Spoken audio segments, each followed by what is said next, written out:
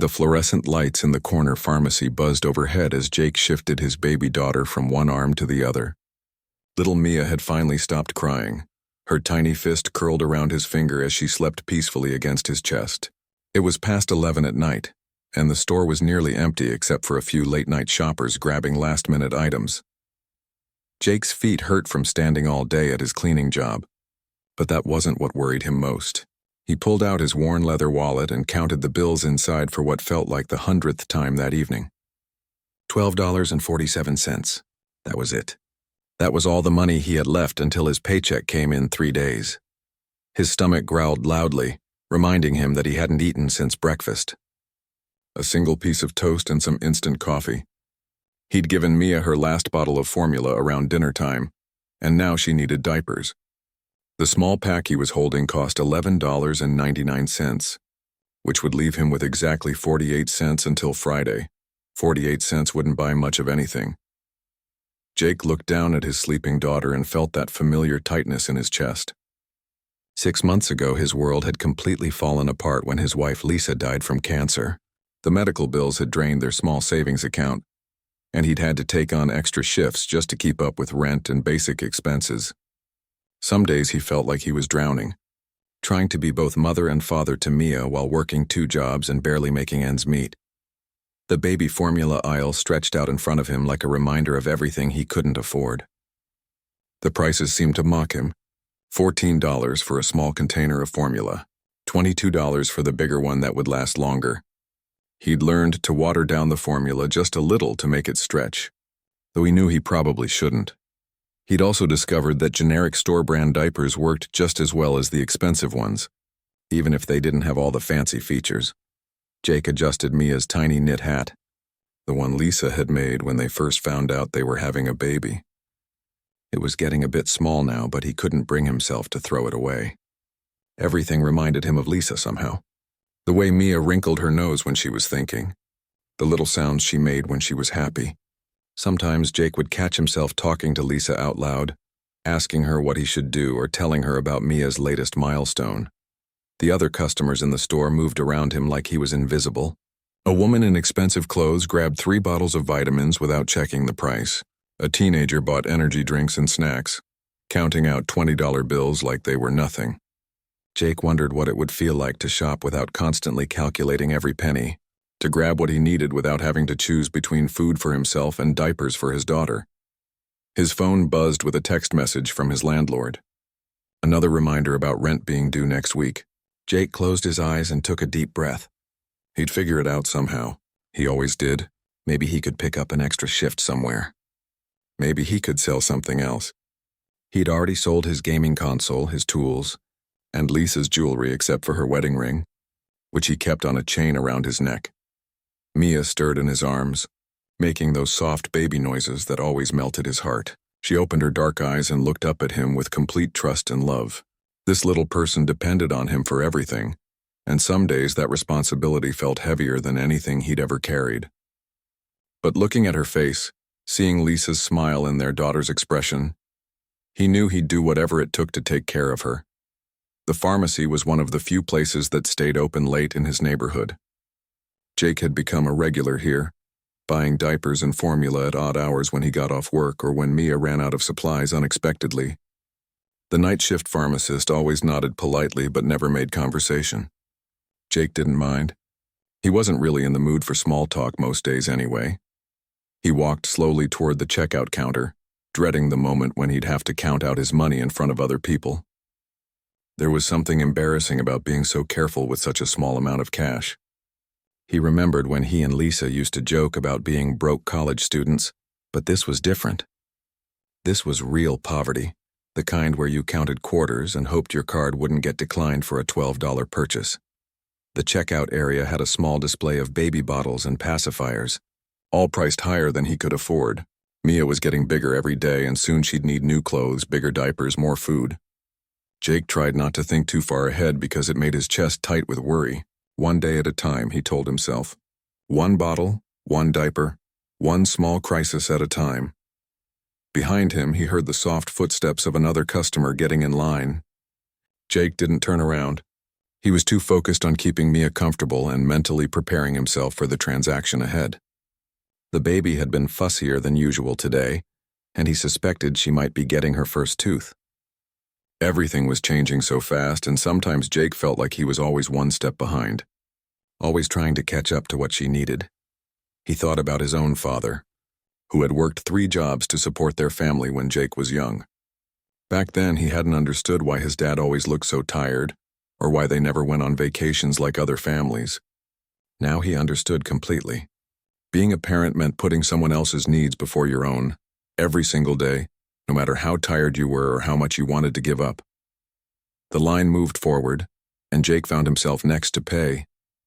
He looked down at Mia one more time, her peaceful face reminding him why he kept going despite everything. Tomorrow would bring new challenges, but tonight, he just needed to buy diapers and get home safely. He had no idea that the person standing behind him in line was about to change both their lives forever. David Chen pulled into the pharmacy parking lot and turned off the engine of his black BMW. The dashboard clock read 11:15 p.m., but he wasn't tired. Sleep didn't come easily these days anyway, so he might as well pick up the prescription his doctor had called in that morning. Another bottle of pills for stress and high blood pressure, though David knew the real problem wasn't something medicine could fix.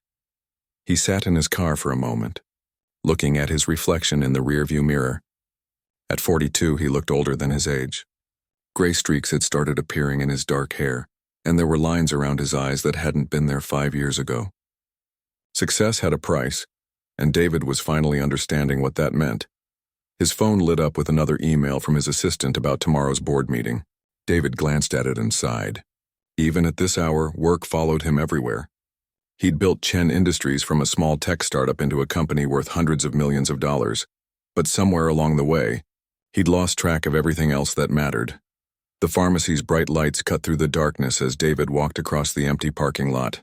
His expensive leather shoes clicked against the pavement, and he automatically checked his phone again. No missed calls, no text messages from friends asking how he was doing, no family checking in, just work emails and meeting reminders, the same digital noise that filled every hour of every day. Inside the pharmacy, the fluorescent lighting was harsh and unflattering. David squinted as his eyes adjusted, then walked toward the pharmacy counter in the back. The young pharmacist looked up from her computer and smiled politely. "I'm here to pick up a prescription for David Chen," he said, sliding his insurance card across the counter. "Of course, Mr. Chen. Give me just a minute to find that for you." While he waited, David's mind wandered to the empty penthouse apartment waiting for him at home. 3 bedrooms that never had guests. A kitchen he rarely used because he ate most of his meals at restaurants or ordered takeout to his office. He'd bought the place 5 years ago, thinking it would be impressive for business dinners and social events. Instead, it had become an expensive museum of his loneliness. The pharmacist returned with a small white bag. "That'll be $15 with your insurance." David handed over his credit card without thinking about the price. $15 was nothing to him. He probably spent more than that on coffee every morning. The transaction completed quickly and he turned to leave, but something made him stop and browse the aisles instead of heading straight for the door. Maybe it was the quiet of the nearly empty store, or maybe he was just avoiding going home to another sleepless night.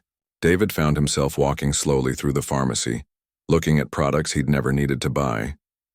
Baby formula, children's vitamins, family-sized bottles of shampoo, evidence of lives so different from his own. That's when he noticed the young man standing in the baby aisle, holding a sleeping infant against his chest. The father looked exhausted, the kind of tired that goes deeper than just needing a good night's sleep. His clothes were clean but worn, and his shoes had clearly seen better days.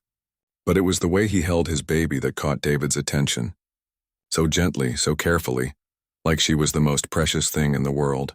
The man was rocking slightly back and forth even though the baby was already asleep, and David could hear him humming softly under his breath. David had never held a baby before. He'd never even been around children much except for the occasional company family picnic where employees brought their kids. He'd always felt awkward in those situations, unsure of what to say or how to act around little people who seemed to speak a different language entirely. But watching this young father, David felt something stir inside him that he hadn't experienced in years. a longing for something real, something meaningful beyond quarterly profits and stock prices. This stranger had something David's money couldn't buy. The father moved toward the diaper section, and David found himself following at a distance, pretending to look at other products while keeping an eye on the small family drama playing out in front of him. He watched as the man carefully examined different packages of diapers, comparing prices and sizes with the focus of someone for whom every dollar mattered. David thought about his own shopping habits. He'd never looked at a price tag in years. When he needed something, he bought it. When he wanted something, he bought it. When he was bored or stressed, he sometimes bought things he didn't even need just because he could. The idea of having to choose between different brands based on cost was completely foreign to him. The baby stirred slightly, and the father immediately adjusted his hold, whispering something David couldn't hear. The love in that simple gesture was so obvious, so pure, that David felt a strange ache in his chest. When was the last time anyone had looked at him with that kind of unconditional love? When was the last time he'd felt truly needed by another person? His parents had died in a car accident 10 years ago, and he'd thrown himself into work to deal with the grief. His ex-wife had left him 5 years earlier, tired of competing with his business for his attention. She'd wanted children, but David had always said they should wait until the company was more established, until they had more money, until the timing was perfect. Now she was married to someone else and had 2 kids, posting happy family photos on social media that David sometimes looked at late at night when he couldn't sleep. The young father selected a package of diapers and headed toward the front of the store. David grabbed a pack of gum he didn't need and followed, curious to see how this small story would end. At the checkout counter, there was only one person working the register, and a short line had formed. David found himself standing directly behind the father and baby, close enough to hear the man's quiet conversation with his daughter. "Almost done, sweetheart," he whispered. "Then we'll go home and you can sleep in your crib instead of Daddy's arms." The baby opened her eyes for just a moment, looking around with that unfocused gaze newborns have. David had never been this close to such a small person before. She was tiny, maybe 6 months old, with dark hair and chubby cheeks. For just a second, her eyes seemed to focus on David's face, and she made a small sound that might have been a smile. Something shifted inside David's chest. This little person didn't know about his money or his success or his failures. She just existed, perfect and innocent, depending completely on the tired young man who held her so carefully. David found himself wondering what it would feel like to be responsible for someone so small and helpless, to have someone need you that completely. The line moved forward, and David realized he was about to witness something that would change everything he thought he knew about what really mattered in life. Jake stepped up to the register and placed the package of diapers on the counter with shaking hands. Behind him, he could sense the other customers waiting, and he hoped this would be quick. The teenage cashier scanned the barcode and looked at her screen. "That'll be $13.07 with tax," she said in a bored voice. Jake's heart sank. He'd forgotten about tax. In all his careful calculating, he'd only thought about the $11.99 price tag. $13.07. He had $12.47. He was 60 cents short. Jake started, his face growing warm with embarrassment. "I thought it was $11.99. "That's before tax, sir," the cashier replied, snapping her gum. $13.07 total. Jake's hands trembled as he pulled out his wallet again, even though he knew exactly how much money was inside. Maybe he'd miscounted earlier. Maybe there was another crumpled bill hiding somewhere. But when he opened it, the same bills stared back at him. $12.47, could you wait just 1 second? Jake asked quietly, bouncing Mia gently as she started to stir. "Let me see if I have some change in my pockets." The cashier sighed and looked past him at the growing line behind him. Jake could feel the impatience of the other customers, hear someone muttering under their breath. His face burned with shame as he awkwardly searched his pockets with one hand while holding Mia with the other. A few coins fell to the floor and he had to crouch down to pick them up, careful not to wake his daughter. 35 cents in loose change. That brought his total to $12.82. "Still 25 cents short, sir. Do you want to put something back?" the cashier asked, her voice getting louder. "There are other customers waiting." Jake looked at the package of diapers, then down at Mia. She needed them tonight. Her last clean diaper was the one she was wearing right now. If he didn't buy these, what would he use when she needed to be changed? Old t-shirts? Towels? Is there a smaller pack? He asked desperately. That's the smallest size we have, the cashier replied. Look, you're either going to buy it or not. I need to keep the line moving. Behind Jake, David watched this painful scene unfold and felt something crack open inside his chest. He could see the young father's shoulders shaking slightly, could hear the desperation in his voice. The baby was starting to fuss now, making small crying sounds that seemed to echo through the quiet store. David looked at his own wallet, thick with credit cards and cash. He had more money in his checking account than most people would see in a lifetime. He could buy everything in this entire pharmacy and not even notice the expense. Yet here was a young man, clearly a loving father, unable to afford a single package of diapers for his baby. Maybe I could come back tomorrow, Jake said quietly, starting to pick up the diaper package. When I get paid. Sir, your baby needs those diapers now, David said, stepping forward before he could stop himself. Jake turned around, surprised.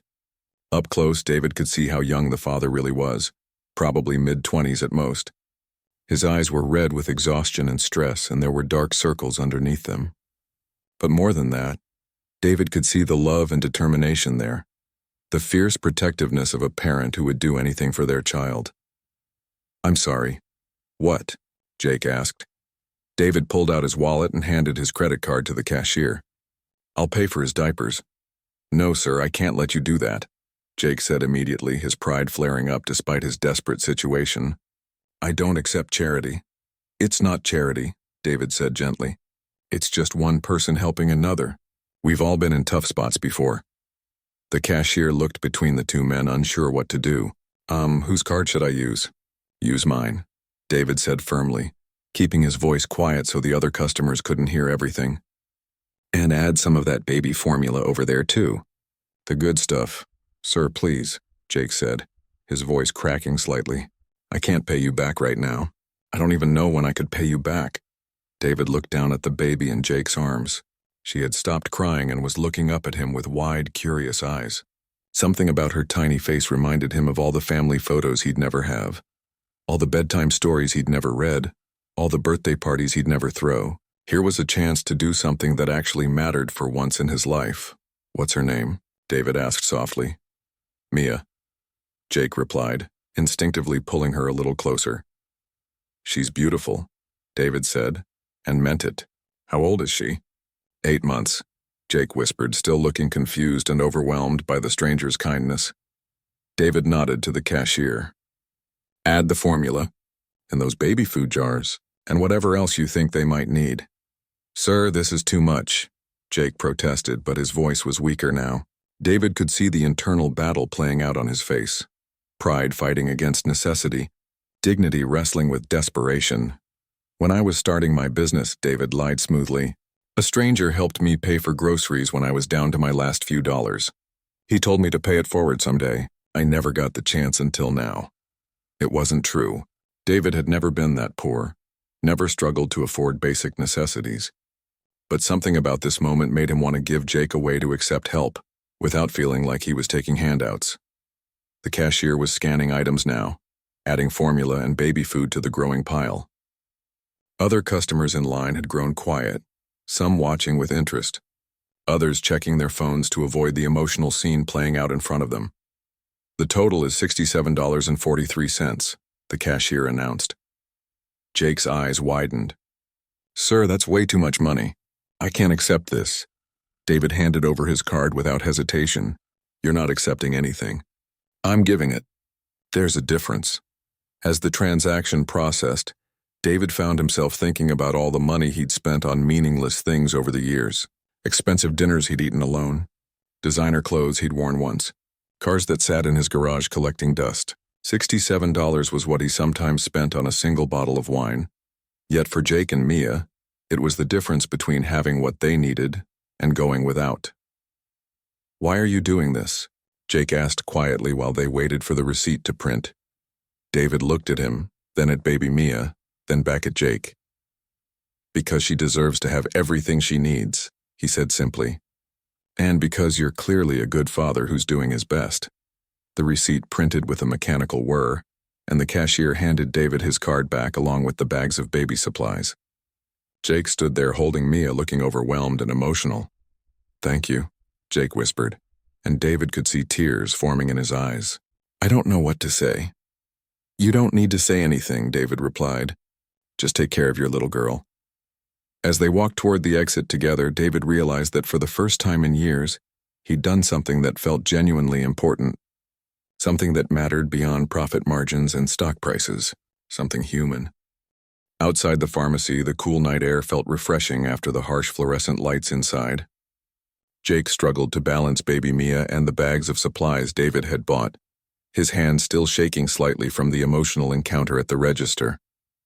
He kept looking back at the stranger who had just changed his entire week with a simple act of kindness. "Sir, I really need to know how I can pay you back," Jake said, stopping near the parking lot. "I don't have much right now, but I'm good for it. I promise." David paused beside his BMW, looking at the young father with genuine curiosity. Up close, under the streetlights, he could see the exhaustion etched deep into Jake's face. But also something else. Determination, strength, the kind of character that couldn't be bought or taught. "What's your name?" David asked gently. "Jake. Jake Wilson." He shifted Mia to his other arm, trying to free up a hand to offer for a handshake. "And this little angel is Mia." "I'm David," he replied, shaking Jake's hand. "David Chen. And honestly, Jake, I don't want you to worry about paying me back. That money doesn't mean much to me, but it clearly means everything to you and Mia." Jake frowned, his pride still fighting against the reality of his situation. "It has to mean something to you. Nobody just gives away $67 to a stranger." David leaned against his car, surprised by his own reluctance to end this conversation and go home to his empty apartment. "Can I ask you something?" "What do you do for work?" "I clean office buildings at night," Jake said, not looking ashamed exactly, but not proud either. "I work for a cleaning company that has contracts with several downtown buildings. It's not glamorous, but it pays the bills, usually." "Usually?" Jake looked down at Mia, who was starting to fall asleep again in his arms.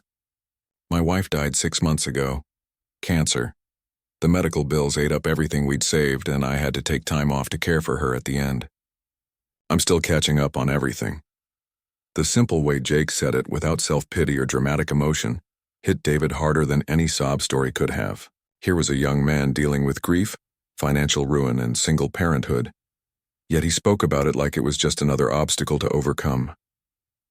"I'm sorry for your loss," David said quietly. "That must be incredibly difficult."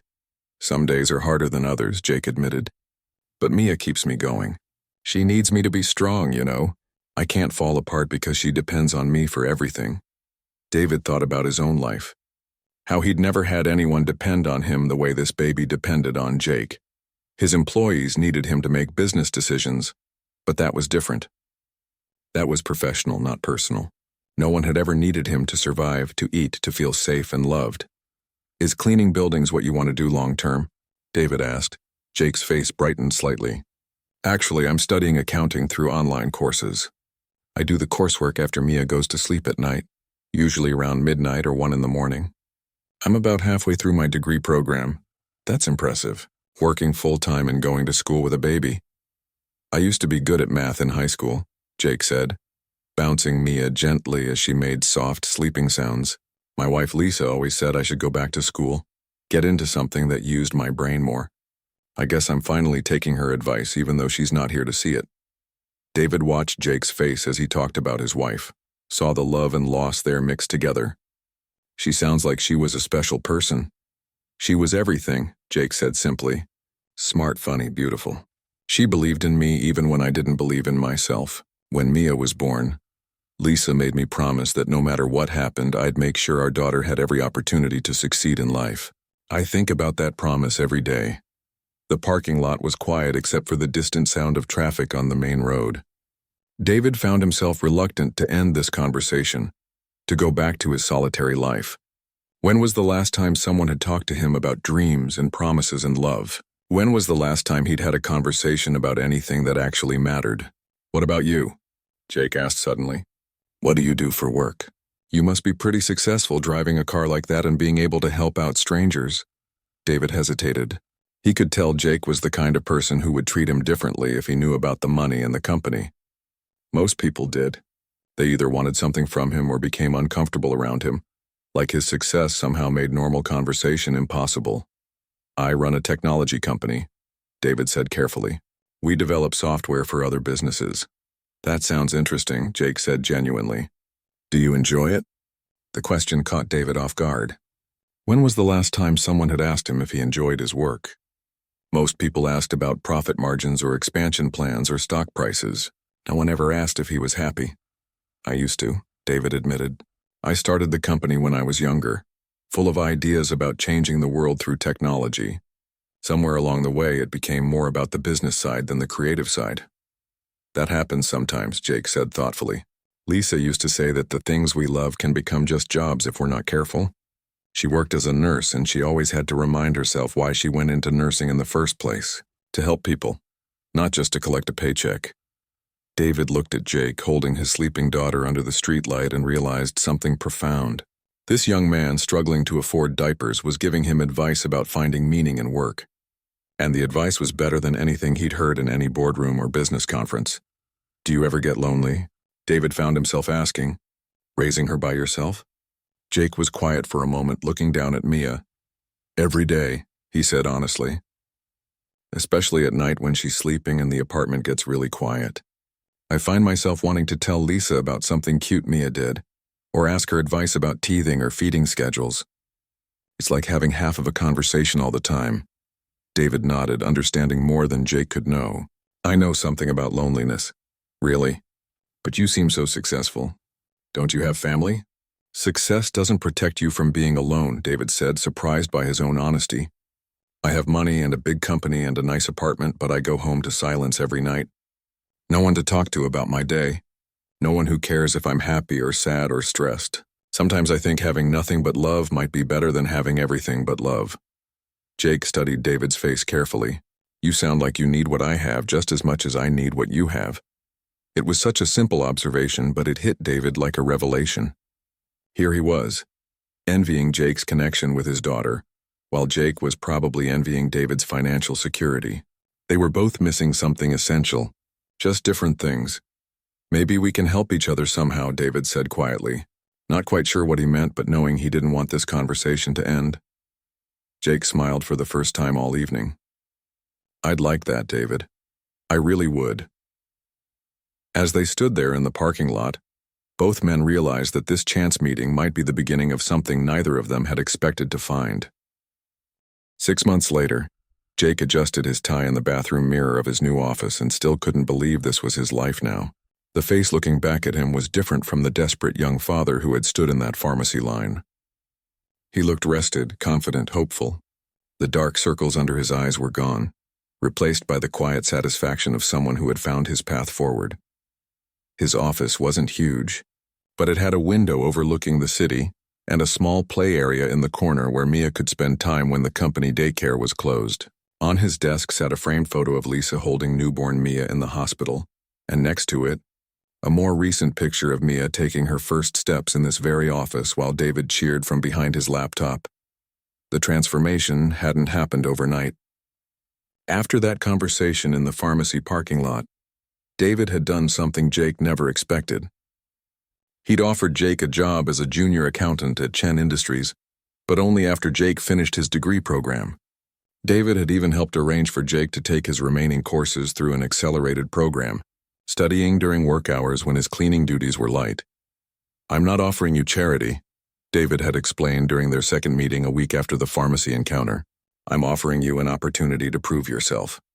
My company needs good people, and you strike me as someone who doesn't give up easily." Jake had been skeptical at first.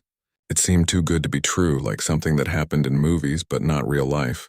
But David had been patient, answering all of Jake's questions and concerns, explaining exactly what the job would involve and what would be expected of him. The hardest part had been accepting help with childcare. David had quietly arranged for Mia to have a spot in the company's daycare center, which normally had a waiting list months long. When Jake protested that he couldn't afford the fees, David had simply said the company offered childcare assistance as part of the benefits package. Jake suspected David was covering the costs personally, but David never admitted it. Now, 6 months later, Jake was thriving in ways he'd never imagined possible. His work involved analyzing financial data for client companies, helping them understand their spending patterns and find areas for improvement. It was exactly the kind of problem-solving he'd always enjoyed, and his supervisors had already mentioned the possibility of a promotion within the year. But the most surprising change hadn't been in Jake's career. It had been watching David transform from a lonely workaholic CEO into something closer to a family man. At first, David's visits to check on Jake's progress had been formal and brief, business-like meetings to discuss Jake's training and development. But gradually, those visits had become more personal. David would ask about Mia's latest milestones, bring her small gifts, and stay longer to chat about everyday things that had nothing to do with work. The breakthrough had come when Mia was teething badly, and Jake had to bring her to the office because she was too fussy for daycare. Jake had been embarrassed, worried that having a crying baby in the workplace would reflect poorly on his professionalism. Instead, David had knocked on his office door and asked if he could try to help calm her down. "I've never held a baby before," David had admitted nervously, as Jake showed him how to support Mia's head properly. "Are you sure I won't break her?" Watching this powerful businessman carefully cradle his fussy daughter while humming an off-key lullaby had been one of the most touching moments of Jake's life. Mia had stopped crying almost immediately, staring up at David with fascination as if she sensed something special about this gentle giant. From that day forward, David had become a regular fixture in their lives. He started joining them for lunch in the company cafeteria, where other employees would do double takes at seeing their CEO sitting on the floor, playing peekaboo with a toddler. He learned to change diapers, mastered the art of airplane feeding, and became an expert at making funny faces that sent Mia into fits of giggles. The arrangement benefited everyone. Jake got the stability and career opportunity he needed to build a better future for his daughter. Mia got additional love and attention from a man who treated her like she was his own granddaughter. And David got something he'd been missing his entire adult life, a sense of family, of belonging, of being needed for reasons that had nothing to do with money or business success. On weekends, David would often stop by Jake's small but comfortable apartment, bringing groceries or takeout from nice restaurants. He'd taught Jake how to invest the money he was now earning, helped him set up a college savings account for Mia, and even co-signed a loan so Jake could buy a reliable used car to replace his aging vehicle that broke down twice a month. But David got far more than he gave. For the first time in his adult life, he had people to care about who cared about him in return. He had somewhere to go on holidays besides expensive restaurants where he ate alone. He had someone to buy birthday presents for, someone to worry about when they were sick, someone who was genuinely excited to see him when he walked through the door. Mia had started calling him Uncle David, a title that made his chest swell with pride every time he heard it. She would run to him with her arms outstretched whenever he visited, chattering about her day in the mixed-up language of toddlers. She'd even started insisting that Uncle David read her bedtime stories when he was around in the evenings, and David had discovered he had a talent for doing different voices for all the characters. The change in David's overall demeanor had been noticed by everyone who knew him. His assistant mentioned that he seemed more relaxed, less stressed about minor problems that used to send him into long rants. His business partners commented that he'd become more collaborative, more willing to consider other people's perspectives. His doctor was pleased that his blood pressure had dropped significantly, and David had been able to reduce his stress medication. At the office Christmas party, David had given a speech about the importance of work-life balance and taking care of each other as a company family. Afterwards, several employees had approached Jake to tell him how much David had changed since Jake started working there, how much happier and more human their boss seemed. But the real measure of their friendship's success came on a quiet Tuesday evening, when Jake was working late to finish a project deadline. Mia was playing quietly in the corner of his office when David knocked on the doorframe. "Working late again?" David asked, settling into the chair across from Jake's desk. "Just trying to get this report finished," Jake replied, looking up from his computer. "Mia's been pretty patient, but I think she's getting tired." David glanced over at Mia, who was rubbing her eyes and starting to fuss a little. Without being asked, he scooped her up and settled her against his chest, where she immediately relaxed and started falling asleep. "You know," David said quietly, I never thought I'd have this. Have what? Jake asked, saving his work and giving David his full attention. A family, David replied, looking down at Mia's peaceful face. Someone to care about. Someone who needs me just because of who I am, not what I can do for them professionally. Jake smiled. Lisa used to say that the best families aren't always the ones you're born into. Sometimes they're the ones you choose or the ones that choose you. David nodded, understanding completely. She sounds like she was a wise woman. She was, Jake agreed. And I think she would have loved seeing how our lives turned out. Two strangers helping each other become the people they were meant to be. As they sat there in the quiet office, with Mia sleeping peacefully in David's arms, both men realized that sometimes the most important moments in life happen when you least expect them. A chance encounter in a pharmacy had grown into something neither of them could have imagined. A friendship that had saved them both from the loneliness that had been eating away at their lives. They had learned that being rich wasn't about money, and being poor wasn't about lacking it. Real wealth came from having people who mattered, people who needed you and loved you for who you were, and in that respect both Jake and David had become very wealthy indeed.